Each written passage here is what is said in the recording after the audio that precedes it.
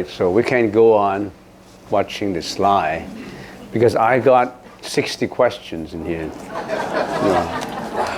Maybe 40.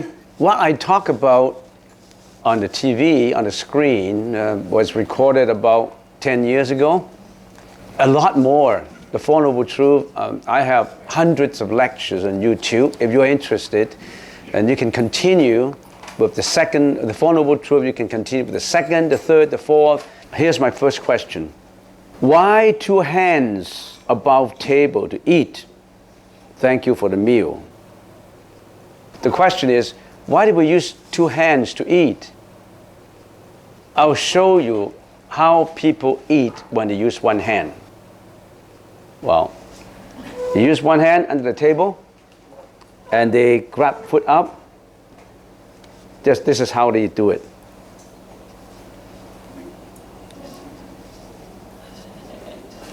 When I'm sitting in here, I saw this movement all the time.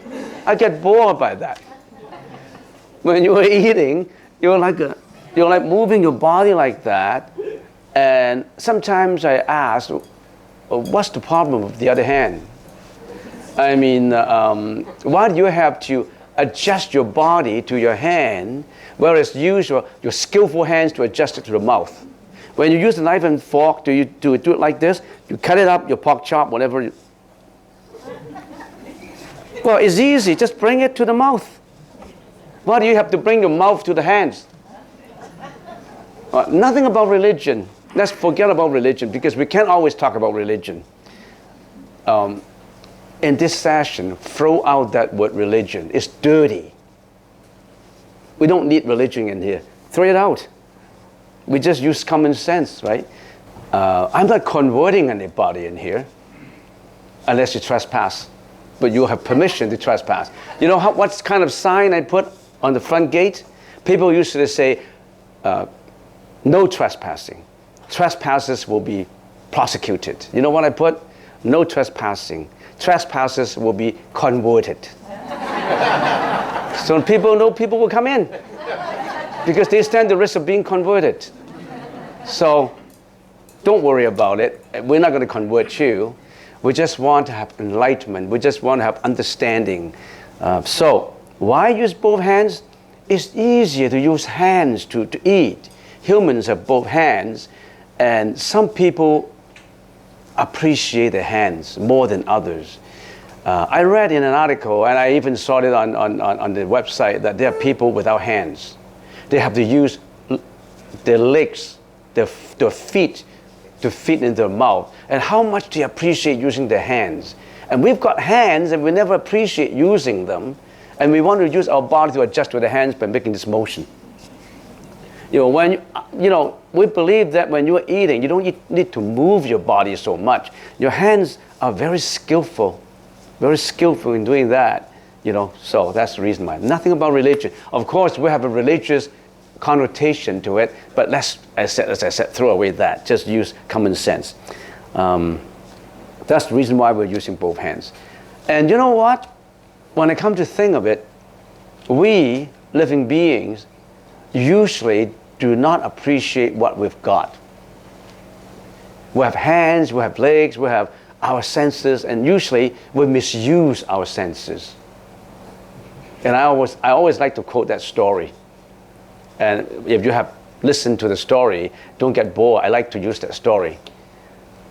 I read Helen Keller's autobiography. And I read an article which she wrote. I really appreciate reading it. And that is, give me 3 days to see. Helen Keller was blind, was deaf, couldn't talk, couldn't see, couldn't listen. She lived in a world that's without senses. And in her article she wrote, if I can be given 3 days to see, I really appreciate it.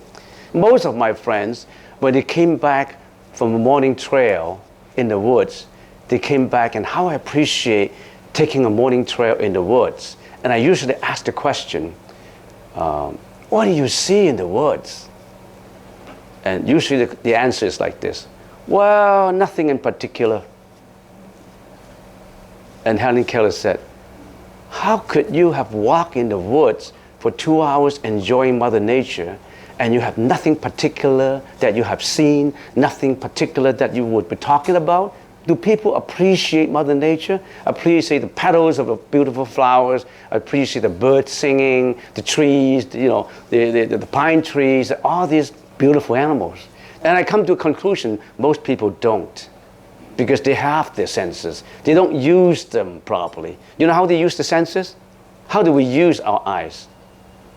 We want to use our eyes to see sensuous things, see things that agitate the sensuous feeling in the mind.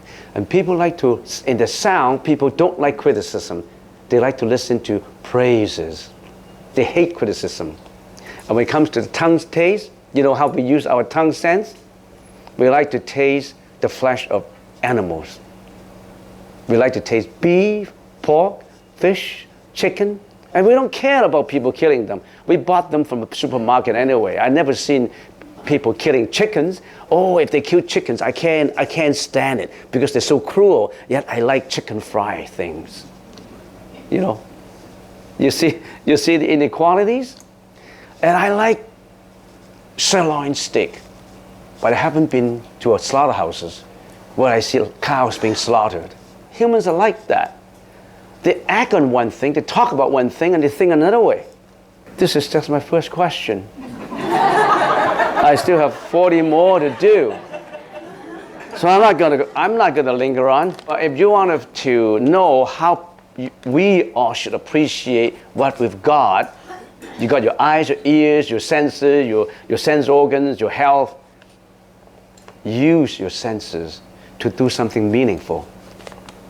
Don't use your senses on addiction, on things you shouldn't be seeing, on things you shouldn't be listening, on things you shouldn't be attaching to. Use them intelligently. Now read that article, Give Me 3 Days of Light by Helen Keller. It's an article that's about 6-7 pages long. You can get it from the website. It tells you how you appreciate senses that you have. All right, next question. Did Buddha speak about whether there is any karma incurred if you eat meat you buy that was killed not by you but by someone else? Yes. I just mentioned you eat meat, but meat are from slaughterhouses. They slaughter animals for the food and you eat them. You're not directly slaughtering them, but you're indirectly supporting the slaughtering of them. So that is killing. It's just you're not directly killing it because you can buy them from supermarket, but that's killing. So in other words, you bring karma, but not direct strong karma, indirect weaker karma. But you still carry that karma. And when you carry that karma, you can get away with it. You know what is karma? If we can define it generally, karma is accumulation of your action, your speech, and your thought of previous lives and of this life. It's an accumulation. And if we can use the common English, common sense English, we say energy. This energy has been built up in you. Basically, the nature of this energy, karma, has 3 categories: wholesome, unwholesome, and neutral. Sometimes it's not just bad karma that you're building up. You could be very kind, very considerate, you are very helpful, you're building up good karma. You could be very responsible, you are very careful, that's good karma. So karma is not just in a bad connotation, karma could be good, So it's good karma, bad karma, and neutral karma. Whatever you have done in the past, the Buddhist teaching says that our time horizon is not just of the present. We also have a past. And that past is not just yesterday, last year, 2 years, 3 years. That past is of past lives too. The Buddhist time horizon is really unlimited, not just of this life. There's a previous life.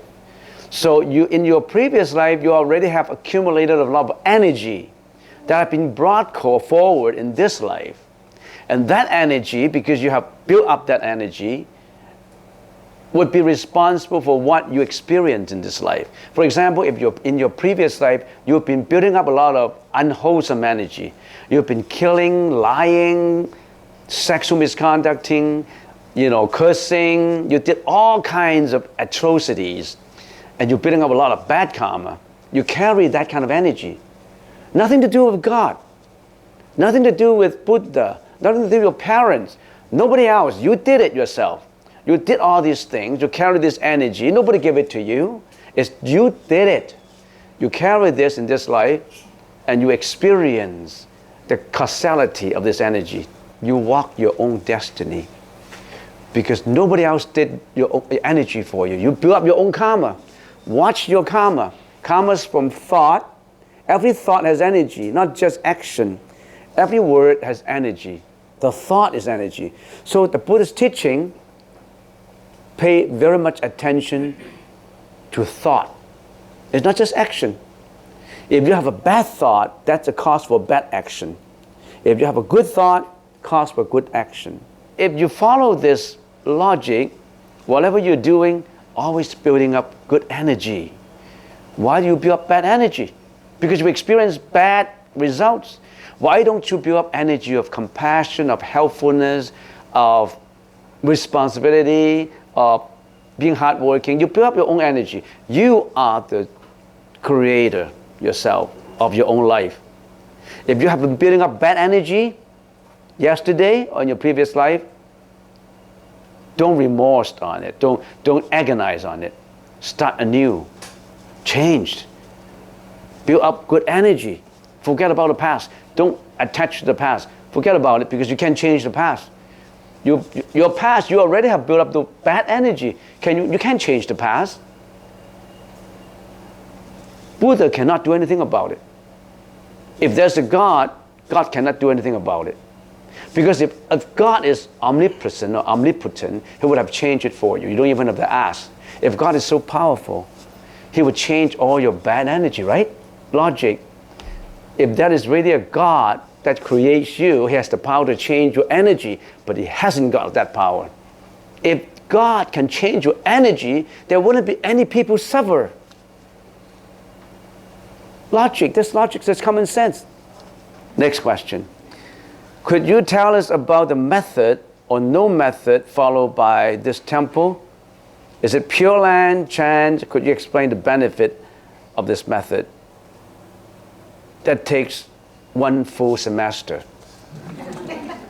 or even 4 years of university to explain that. So what are we taking? We are a combination of Pure Land and chant. Not just meditation, a combination of meditation and the Pure Land approach. What is the Pure Land approach? What is meditation? Oh, as I said, maybe a 4-year course. Not just the words, not just reading the books. You have to practice it. You have to walk it. Not just about theory, not just about, there's some books, there's videos you have to see. It's about you practiced it. There's no one such thing as one holy scripture. The Holy Scripture is just words. It itself, by itself, is not holy enough to get you out from samsara. But it points you the holy way. You have to walk that path. If I tell you to go to Sunshine Coast, I need to tell you where to take the ferry. You got to go to Nanaimo, you got to go to buy the ticket, you got to drive there, I got to give you a map. I can't just go there. You can't just read the map by going there. You have to drive, you have to walk, you have to buy, you have to walk the path. Not just believing in words. Next question. Our instructions for meditation indicated that meditation is work. The 3 adjustments as these, the same for walking meditation as for seated meditation. Yeah, seated meditation and walking meditation, it's the same thing. Meditation is just not sitting there. Meditation is not just sitting meditation. Meditation is what?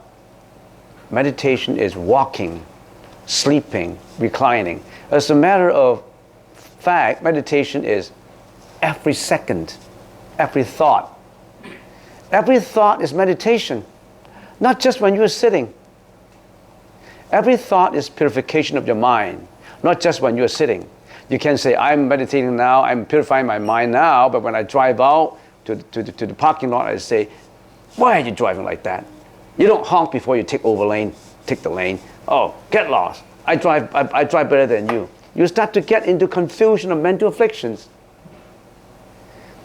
Meditation is every thought, not just of sitting, of walking, of sleeping. Every second is meditation. If we go the philosophy way, meditation is mind. It's about the mind. The mind is every instant counts. Every instant of your thought, you know it. You know every instant of your thought. That means you put your thoughts under control. What happens if you can put your thoughts under control? That means you know your mind. What happens if you know your mind? When you know your mind, there's nothing that you would not be successful in. In other words, whatever the mind can conceive, the mind can do. The mind is the most powerful. It leads you to heaven, it also leads you to hell. Which way you want? Not God. Nothing to do with God. It's your own mind. If God can lead you to heaven, He would have done it now. You don't have to go through all this eating, all this sleeping. You don't have to go through that. Right now, in heaven. Because the Buddha cannot. You got to walk yourself. Do it yourself. Nobody can do it for you. Next question. What are your thoughts on freedom? I disagree that there is suffering. Life is sufficient if you truly are not free or are free already but don't recognize how free you are. But most people are free and don't necessarily suffer very much. You disagree that life is suffering, and you say, so does that mean that life is not suffering? Or life is suffering if you truly are not free, but are free already, but you don't recognize how free you are? That means I'm very free, but I just don't recognize how free I am.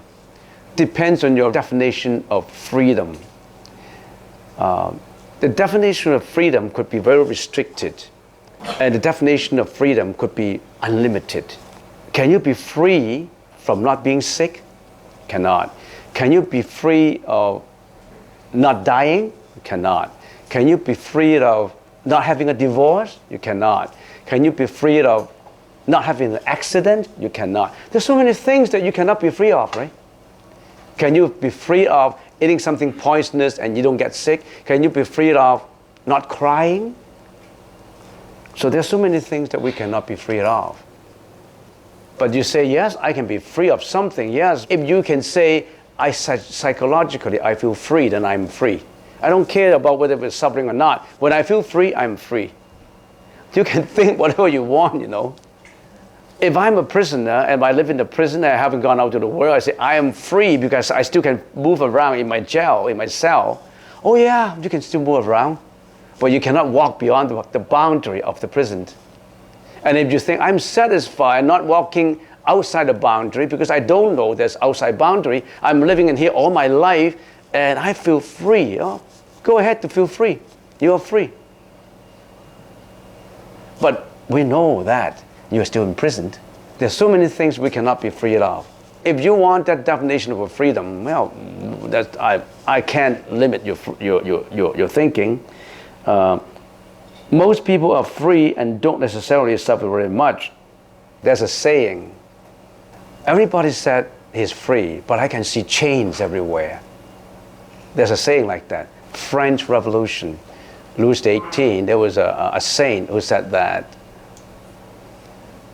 if you think that in jail is free, who can say no to you? If you think, I don't want to get out of prison, you have a choice. That's freedom itself. You have a choice to choose. You have a choice to choose to be in the prison. You have that freedom. But I think, the way I think, the more intelligent people would know there's a boundary outside prison. But if you want to confine yourself to thinking that I am free in my prison, who can say no? Who can say no? Be what you want. I can't go on with these questions because Too much time is required. How do I begin to learn more about Buddhism? Where do I start? You got the internet. There's so much there. But if you want to listen to some really Caucasian monks talking about Buddhism, there are a lot of good Caucasian monks who can give excellent lectures. Ajahn Brahm, excellent lectures on the Buddhist teaching, and Ajahn Surapano, Ajahn Sumeto, Ajahn Chah, lots of people who can give excellent lectures on YouTube. Get in them. They will give you enlightened lectures. Is it possible for God to supersede karma? You think logically, huh? If there is a God to supersede karma, you don't even have to talk about karma. Because God will wash away karma. There's no more karma. How can you say there's someone who will wash away karma and he's better than karma? If God can supersede or erase karma, there wouldn't be karma. So why you still have to talk about karma? You understand what I mean? You give a nod, so you understand what I mean. Okay, next question. What is the reason for the Buddhists to have the big belly? What's the reason for the Buddha to have the big belly? The big belly is for putting in your grievances, for putting in your obstinacy, for putting in your unreasonable criticism, for putting in your bias, for putting in your views. That's the purpose of the belly. Anything you talk about, you put it in. That's the reason why it's getting big. Yours doesn't have a big belly because you don't allow those put in your belly.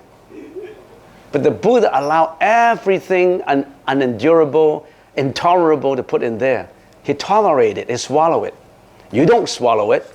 You rebuke. You denounce. You yell out. You curse. But he doesn't. Any unfair treatments, he put it in. That's the reason why it becomes so big.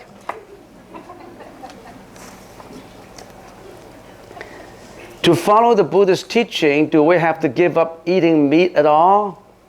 So you still like meat. Some say even eating chicken eggs is not vegetarian and involves get to be born baby chicken. Do you agree with what some so-called vegetarians are claiming?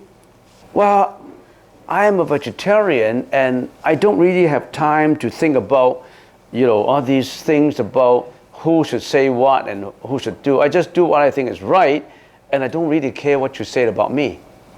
Something I think I'm right, I don't care about, you'll be a chicken, and are you eating chicken eggs, and chicken or egg, what comes first? And if chicken comes first, then how come we got egg? And if egg comes first, how come we got chicken? I don't have time for that, I only have time to know more about it. I don't have time to argue about what comes first, chicken or egg. And would he be reborn as a baby chicken? I don't really care. You mean by caring whether he will become baby chicken or not, I save him? No. I will only aggravate him if I continue to talk to him. Sometimes in talking to people, I don't intend to convert you, If I have that intention, I want to convert you, then it's not right. Because you have your own intelligence. Nobody can change you unless you change it yourself. Next. As I understand, stealing the mind is nirvana, as the lesson today. So can you achieve it while alive? The Buddha can. Is nirvana only by dying physically? Well, these are good questions, but these questions require time to answer. There's two kinds of nirvana. Nirvana of this life and nirvana, ultimate nirvana after this life is shut off. It's after you get rid of this life. As I always give an example about life, every one of us is living in a hotel. Our body is like a hotel. Some people have a 5-star, being rich guys. Some people have a 2-star, 3-star, 4-star, and some people, as I said, have bed and breakfast, nothing else, Some are poor, some are rich, some are healthy, some are unhealthy. Everybody is like a hotel. You lived in it. And you change another hotel in another life, in another form, in another reincarnation. But it's always the same person who check in and check out. That's the same person. You're changing, keep on changing form. When we are changing form, that means we still carry the karma forward, life after life after life after life. And Nirvana is no more changing. You liberated yourself from form. No more suffering, no more changing. If after this life, after this hotel, you don't live in another hotel anymore, you are purified of your karma, you don't need a hotel. We still need this hotel if we still are involving in bad karma. When you're not involved in bad karma, you don't have this hotel anymore. And the time would come when you become the Buddha, you don't need this hotel. Everybody can become the Buddha. How many Buddhas are there? Billions of Buddha already in the past. There will be in the future billions of Buddha. You are a future Buddha. You are future Buddha when you shed off this hotel. You don't need this hotel anymore. You're always in that Nirvana state when there's no more lust, no more malice, no more delusions, no more karma. You can walk it out yourself. You can do that yourself. You become the Buddha. Next question. 3 more. I have been on my own for 20 years here in Canada. Now my parents immigrated here. Living with them, I have a lot of suffering. What should I do? What should I do? It's quite normal that we have a lot of suffering. It's good that I personally consider this question has more enlightenment in it than the previous question about not having any suffering at all. You recognize suffering. That's the first step. A lot of people don't even know they are in suffering. They thought they're happy. I'm happy. I'm going to Alaska cruise next week and having a fun. Now, that's happy. How can you say there's suffering? But after the cruise, what happened? We don't know. What happened during the cruise? On Titanic, on that moment when they stepped on Titanic, everybody wanted to have happiness, enjoying the luxuries of Titanic. What would they think about suffering? Until it's sinking down. They know, oh, I know that monk talk about suffering. It's too late. It's too late. It's too late. The water is getting, too late. And this lady grabbing out the hand. And this hand not touching each other, no more. What is the Buddhist symbol and the definition of success? The definition of success, I don't know, everybody defines success in a certain way. Success on what? On your job? You know, what's the definition of success in your job? What is the definition of success as a school teacher, as a nurse? You know. First of all, the Buddhist teaching said, be responsible for your success in whoever you are. If you're in a family, be a successful father, successful parent. Look after your kids, be responsible. When you have a family of 3 or 4, and you're a dad, and you're always looking for happiness, and the kind of happiness is not making your family happy. You want to look for another relationship. You want to spend your money on a boat, on the luxuries. You don't care about your children. You define that as happiness? That is irresponsibility. So success is where you can successfully meet your role. Everybody is role playing. You're playing your role as a father, be a successful father. You're playing a role as a mom, be a successful mom. Play your role right first. Don't talk about anything else. Do I have a chance to buy some of the DVDs that you have? Yeah, upstairs. I got lots of DVDs for all these lectures. And if you want to have them free, get to YouTube. Most of them are on YouTube. All right, I've answered all these questions briefly. And do you have any questions?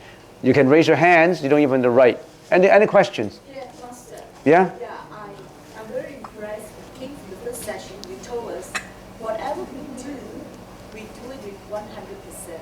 Yeah. Yeah, that is maybe could be one of the elements of success. That's the meaning of meditation, mindfulness. Whatever you're doing, if you have the right view, right thought, always aim at 100%. Always aim at trying to perfect it. That's called the right efforts. You always apply your best efforts onto it. And I always remind some of the workers who always come to me to complain about their companies, about their boss, about the supervisors. And they usually say, oh, they're only paying me $11 an hour at a minimum wage. And they gave me a raise of $12 last month. And look, they gave me only $12. Then they expect me to work $15 an hour, $16 an hour. I said, well, change your attitude. If your boss gives you $13 an hour, if you put in an effort that is worth $25, in no time, I can see a $25 guy in you. Because you've been calculating. You're not working to perfection. You are always limiting your ability to $13. Whereas you release yourself. I don't care how much they pay me, but I want perfection. I want to do it 100%. I want to do it as if you're paying me $25. I'm not calculating. I'm trying my best. Sooner or later, you'll get $25 an hour because you're working towards that. The same applies to everything you do. Always be a good mom, good dad, good brothers and sisters, good friend, always striving for better and better achievements. Don't be calculating. Don't stop at where you think you are. And don't expect others to change. Don't expect your boss to pay you $25. You are getting 13 and your boss thinks that you're 13. Your boss won't think in such a way that I give you 25, then you'll give me 25. If that kind of employee who always asks for more before they contribute more, that's not the right employee. The employee who is not calculating, who wants to contribute more, you love them. You love those people. If you're working with people who are calculating, they will never be successful. I want to ask you about Disbelieve. Bad parents. Oh, I see what you mean. Say that parents come back is suffering because of his interaction with the parents? Endurance. You get a big belly. There's a saying, the reason why we come together as brothers and sisters, as husband and wife, as some relationships you have, you come back with a liability. You come back to clear up the debt. So in other words, if you say, I'll give you an example, it's your husband and wife. Why did your husband hate you? And why did your husband have another relationship? Why did your husband treat you so nice when you were at courtship and now he's treating you very badly? Because somehow there was some unending business previously and he came back to get you. He came back to get you to repay your love, repay your money. He came back because it's not balanced. The general ledger, the ledger, liability and asset is not balanced because you still owe him. Parents also. Your parents come back because you still owe him in previous life something you got to repay. And always think in such a way that you're repaying a debt, a monetary debt or an emotional debt. Sometimes a debt could be monetary. So in other words, you borrow $60,000 from that person and you didn't repay it. And in this life, you became his son and he was the father. And he got old, you have to repay him, you have to live up to his standard, you have to give him the money, you have to treat him nicely because he still have to get the $60,000 back from you. You haven't paid up yet. So once that paid up, the debt is clear. And that's about monetary, it's about emotions. You mistreated him. You are unfaithful to him. In this life, he came back again, he'll be unfaithful to you. You've been unfaithful to him in previous life. And now he come back to get you, he became very unfaithful to you. He aroused the jealousy in you. You feel very agonizing because he went away with another boyfriend. He didn't love you anymore. He used to love you so much, now he didn't love you anymore because he already have got back. No more debt. So he's gone. So it's always, if we can use an example, a liability and asset situation. A debt, a loan, and a receivable situation. You are receivable. He'll need to receive something from you.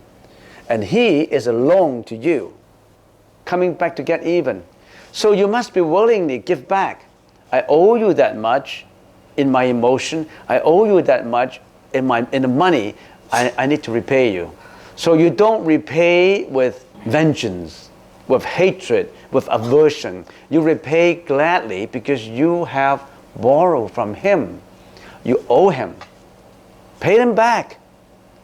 So you should be willingly treating him nice. He's bad to you, but you still treat him nice. You don't build up this hatred. You just repay. And by the time he's got all repaid, he will be gone. So don't build up the suffering in you. Your son is mistreating you. Your husband, your wife is mistreating you. Well, don't get mad because you mistreated him before. And now he got back to you. Don't really matter. Just give. Always give. Don't be stingy in giving. Always give out, giving back to him. And you'll feel more free. You'll be feeling more happy. Just give it back. Okay, so if the parents treat you badly, you are suffering, don't suffer anymore. Just pay. Pay them and pay them and pay them.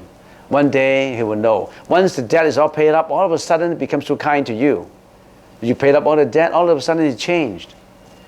As I said, change yourself first. Don't aim at changing your obstinate parents. Change yourself. Accept it. Don't attach to it. Accept it and give it. You'll feel happier if you give. If you think about giving and enduring. All right? Yes? How does that, if a man is abusing a child, or if the man is abusing his wife? This is a natural process. Say if this wife is being abused by the husband continue to abuse, and the wife continue to resist, to continue to fight. You hit me one, I hit you one. One for one. You resist. And somehow it gets worse and worse. But if the wife knows that it could be because of a previous year's karma, not just accept, he would try to explain it. Because internally he would know that this previous life, I could have treated you the same in my previous life. Then that wife would be less agonizing. He would be reacting in such a way that he knows that he has something to pay. So subconsciously, he would not be agonizing that much. Because at one time, of course, he would be defending. But in the defending of it, his mind becomes more peaceful. So in other words, he's treating him better by being peaceful than by being resistant. He built up agony himself. When I say accepting and giving, he's giving out compassion. He's giving out forgiveness. He's giving out something that the husband may not expect. And by giving, he's reducing his debt. And one day, all of a sudden, they find that, the husband will say, my wife has been so good to me. I've been hitting him so much. I've been treating him so badly. And yet, he is still loving me. And one day, he will change. But there are husbands who never changed. If those husbands who are so obstinate never change, hitting enough, he'll go. So if you accept, you lessen the period of suffering. Because you pay. Let's give an example of owing $60,000. Every time when he requests more and more, requests back the money, you only gave him $10, $20, that lasts a long time. If every time you give him $5,000 here, $2,000 there, you accept more, you give him more and more, you easily pay up the debt, and then one day he'll go, and one day another of your good individual will show up, will become your husband. So in other words, you lessen your time of suffering. You may not know about it, but you're lessening it the time of suffering. It's just like you're paying your debt faster. Your mortgage amortization is faster. Instead of letting your mortgage amortization for 50 years, you make it 5 years. But during the 5 years, of course, you suffer more. But you lessen your suffering time. You understand? So, yeah. All right. Any more questions? Master, Yeah. Last time you quoted something very good. That is, just imagine we are the mountain. Yeah. And the black clouds are just passing by. Yeah. Yeah. Maybe sometimes when we are in Yeah. suffering, Yeah. we think we are. Yeah. Just Yes, be steady and let the clouds go by. But be steady and the cloud of suppression, don't let it hit your heart. Oh, that's a good example, because if you have that mind, your suffering will be less agonizing. Yeah. What about having loving, healthy boundaries? That's another way of treating it. Yes, you're extending your love. You know what I mean? You're extending your love. You're giving more. Oh yeah, that can change it. That can change it. Yes, yeah. It's the same as repaying. If you're extending your love, the more he hits you, the more he criticizes you, you're extending your love. That means you're paying more faster. Yeah, that's another way of dealing with it. All right, so that's it for today. Unless you have any other questions, and thank you for coming, and we'll see you next time.